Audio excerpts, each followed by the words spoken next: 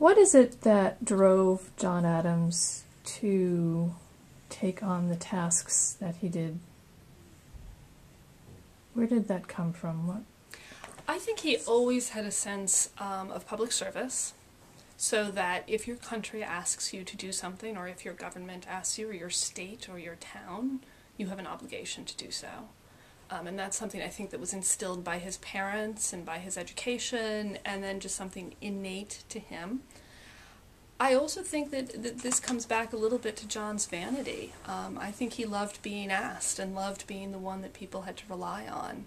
And I think combined with the fact that he absolutely did have the skills, and I think he knew, perhaps arrogantly but nonetheless rightly, that he was one of a limited number of people in the country who could go to Europe and negotiate treaties, who could conceive of and build a new government and conceive of declaring independence and separating from Britain.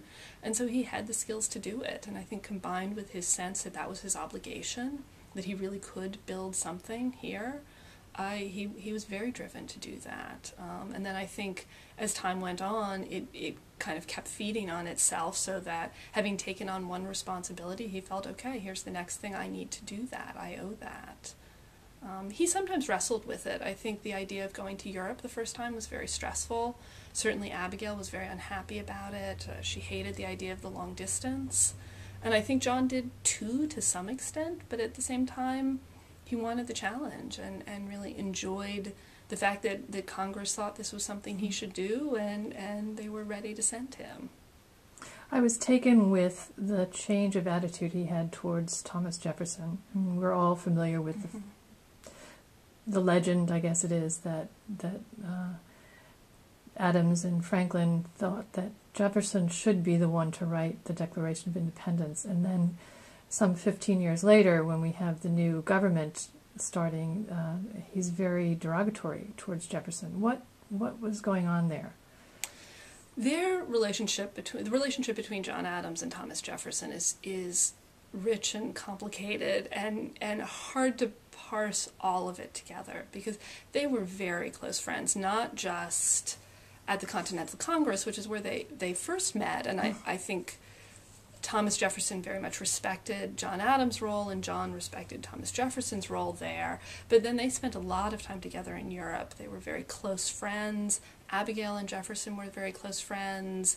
When Jefferson brought his daughter over from Virginia to join him in Paris, they stopped in London, and Abigail took care of his daughter for a few weeks. I mean, that was the kind of trust they had. What happens is the politics separate them, and little by little, as American political life gets divided between Federalists and Democratic Republicans in the early 1790s, as political parties form, as debates arise over should our primary ally be Britain or France, what is the role of the federal government versus state governments, Jefferson and Adams kept falling on opposite sides. And this was a period where politics was incredibly vicious. I think we think that modern day politics are nasty, and we have nothing on the 1790s when, because you had no control over newspapers, they could write anything they wanted regardless of how completely made up, complete scandal, complete slander, and that was fine, and people would start saying quite horrible things. I think it was also made worse by the fact that Jefferson and Adams had been friends and had really sort of trusted one another and been very close. And so for there to be these kind of political slights going on, and it wasn't completely known at the time, but we now know Jefferson was in fact paying a newspaperman to write really scurrilous articles about John Adams during the presidential elections. A man named James Callender, who is a really rather loathsome figure. Things fell apart, and they ended up as political enemies. And it took a while. I mean, there was definitely a period where it was more kind of a shaking of heads and going, oh, Thomas Jefferson, he's gone astray, isn't that too bad? He believes the wrong things.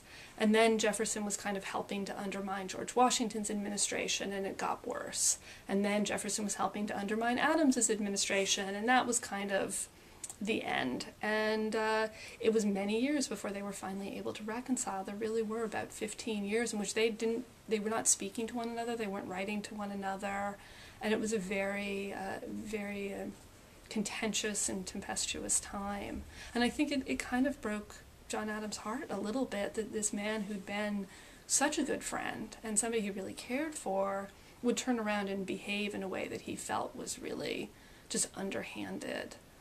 It also finally didn't help that caught in the mix a little bit was John Quincy Adams, who at this point was building a diplomatic career for himself that was somewhat cut off, at least temporarily, by the fact that Jefferson won the election in 1800, and that led to John Quincy Adams being recalled because he had been John Adams' man and he wasn't going to be Jefferson's man. And so, you know, it's one thing to say something nasty about me, but don't say anything about my children, and I think that fed into the mix as well. So all in all, it kind of just spiraled in a way that was really, I think, somewhat about the two of them, but also about just circumstances and the times in which they lived. And I think what's more remarkable is that they managed to reconcile in the end. Then in their later lives, they could have this extraordinary correspondence with one another. And while there are places where they sort of tiptoe around some of the fights that went on, and where they both sort of agree, we'll just not talk about certain things lest it start the argument all over again, they were overall able to kind of recapture that sense of friendship and re-engage and have a wonderful dialogue with one another. One of the passages that struck me the most is from an early letter, which I'd like you to read a portion of and then comment on. Sure. It's John Adams' letter to Abigail from the April 26, 1777. And he writes, "Posterity, you will never know how much it cost the present generation to preserve your freedom. I hope you will make a good use of it.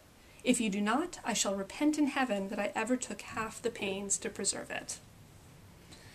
Well, that's the crucial question, is have we done right by John Adams and by all of the founders? And I think there's a lot that John Adams would be very happy about in where the revolution has taken us. And I'm not a political scientist, so I try and shy away a little bit from saying too much about kind of contemporary politics, because I think I'm an historian. I like the past. I feel safer there.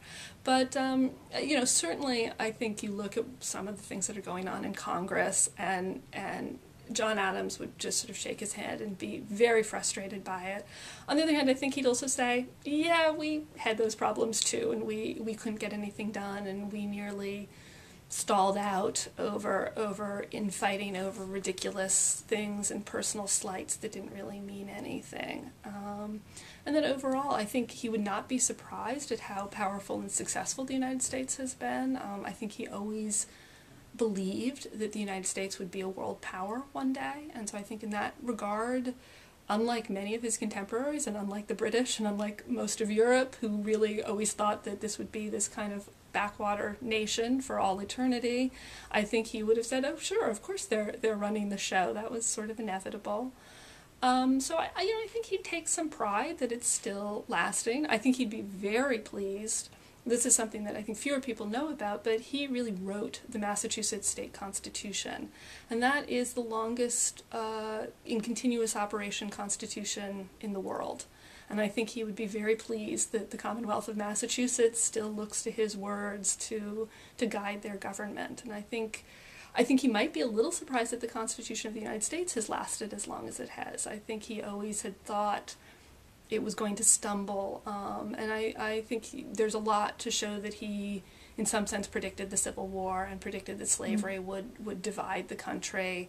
I think he would have been pleasantly surprised that the country managed to escape, to move beyond that and to rebuild from that, and that it didn't permanently destroy the country, because I think he would have expected that. So I think, he'd give us a mixed grade, and that we did some things right, and some things we really, we've lost a sense of public service, and we've lost a little bit of sense that of what we owe to our country, and I think he'd be disheartened by that. But on the other hand, I think he was a realist who understood that human nature is what it is, and that we're not all perfect people, and I think he didn't have unrealistic expectations. It is rather remarkable to think that these men started something from scratch, literally. Yes. They had all sorts of choices to make in terms of how to construct the government and its operations, and he was extremely responsible for a lot of those decisions, or setting up this government itself, and the fact that it still is functioning in some regard is pretty amazing. I think he'd be pleased to know that it's still functioning, and that some of the things he helped to create are still around. I think he'd like that a lot. If John and Abigail came walking into this room right now, what would you want to ask them? A million different questions. I think more than anything, I'd want them to fill in the gaps, because one of the things that's so frustrating to me, having spent years poring over their letters, is we only really know what was going on in their lives when they were separated, and when they were writing letters to one another as opposed to talking over the dinner table. And so there are a whole lot of periods where I'd like to know, what did you think about this, and what did you think about that? I would want to ask, how did you feel when John was off in Europe, and what was that like, sailing to meet him, and what was it like to be reunited in Europe? And what did you think when John Adams, especially to Abigail, said, of course I'll be vice president, and Abigail must have just sort of sighed and said, of course he's going to go off and do this again, and now I have to schlep down to New York, and we've just gotten back from Europe, and all those sort of moments. What was it like in your early years when you were first starting out, and did you ever imagine where things were going to go? So I think more than anything, I would want them to tell me the parts that we're missing, because we don't have the letters. And I wonder if their letters are always so cordial and loving to each other, for the most part, if that was the way it was when they finally got back together again. And exactly. Were there little scraps? And I'm sure there were, because they were human, and they no doubt had arguments about all sorts of things. And even in their letters, there are enough little, you want me to do what kind of things that you can tell they don't always see eye to eye on everything. But I think there's so much that I'd like to know more about, and hear what their lives were like during those periods when they were off together. Well, maybe someday some trunk in an attic will open up and we'll find out more. That would be wonderful.